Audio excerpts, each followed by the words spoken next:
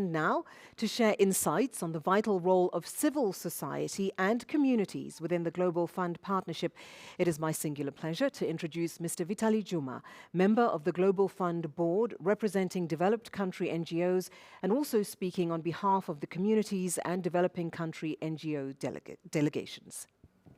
Thank you. Thank you so much. Distinguished guests, colleagues, and friends, I am honored to participate in the launch of the Global Fund's AIDS replenishment and speak on behalf of the communities, developing country NGO, and developed country NGO delegations to the Global Fund Board. Many of us were part of the earliest responses to AIDS, TB, and malaria. Together, we have moved mountains, and today we stand before you as living proof of the progress made because we are still alive. We celebrate the 65 million lives saved through the Global Fund's investment, an achievement that would have been unimaginable 3 decades ago. We see from the robust investment case the incredible potential to save 23 million more lives, which will enable us to reach the Sustainable Development Goal 3. The Global Fund has helped and continues helping people and communities across all continents. Communities, in turn, help the Global Fund, often reaching people who may not otherwise have access to HIV, TB, and malaria programs, and facilitating their continuity of care.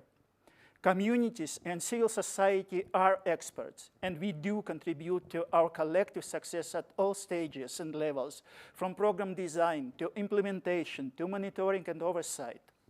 The Global Fund Partnership remains one of the few mechanisms that meaningfully engages civil society and communities.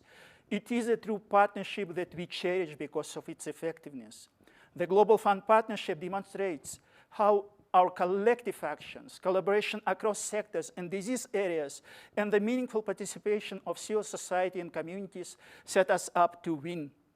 We must continue to center the people living and affected by HIV, TB, and malaria in the global responses.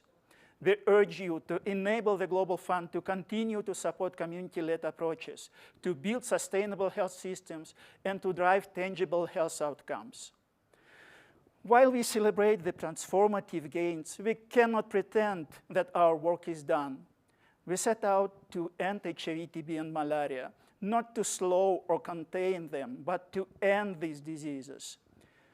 We are living in unprecedented times, where donor investments for health are shrinking, and which requires us to stay united and embrace relentless humanity despite the overlapping crises.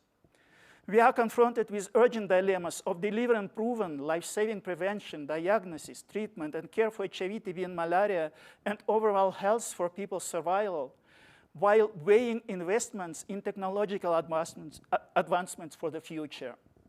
Meanwhile, we are witnessing scientific progress. A TB vaccine is in the pipeline. Long-acting injectables offer new hope for HIV prevention, and additional malaria vaccines are being rolled out.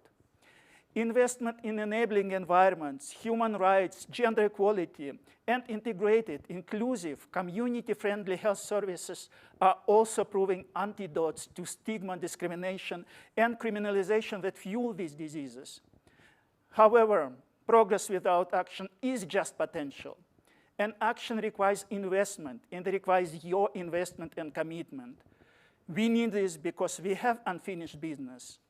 9.2 million people living with HIV still do not have access to treatment. Up to 4 million people with TB are missed by health systems each year because they are not diagnosed, treated, or reported. And for malaria, even if high coverage interventions can be achieved, biological threats remain obstacles to progress. Without a robust replenishment, millions of people remain without proven prevention technology that could change the trajectory of these pandemics. We urge you, this is not the moment to retreat. Now is the time to finish what we have started together.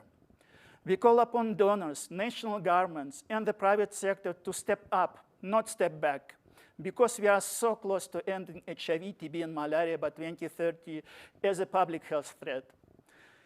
If donors falter on their commitments, we all lose. We call upon implementing countries to also increase their share in domestic funding to sustain the partnership, because it is becoming harder and harder to rely solely on external donors. We welcome the AIDS replenishment target. Yes, it may sound ambitious, but the need has not decreased. It is greater, as shown by the resource gap from the previous replenishment. We further welcome the target because it is grounded in science and based on evidence of what the need is, and lays out a path to proven solutions and innovations to finish the fight to end HIV, TB, and malaria. The long-term economic savings and returns on investment speak for themselves. A successful replenishment would see $323 billion in economic returns over 3 years. This figure is more than annual gross income of Chile, Romania, Finland, and other 145 countries in the world. Impressive numbers. Ultimately, behind each of these numbers is a person, a future, a dream, and we have the power to make that vision a reality. History will judge us, not by what we promised, but by what we delivered. Thank you. And indeed, it shall. Vitaly, thank you very much. And thank you to all of our speakers for the inspiring program where we were poignantly reminded of the power of partnership and indeed the power of action.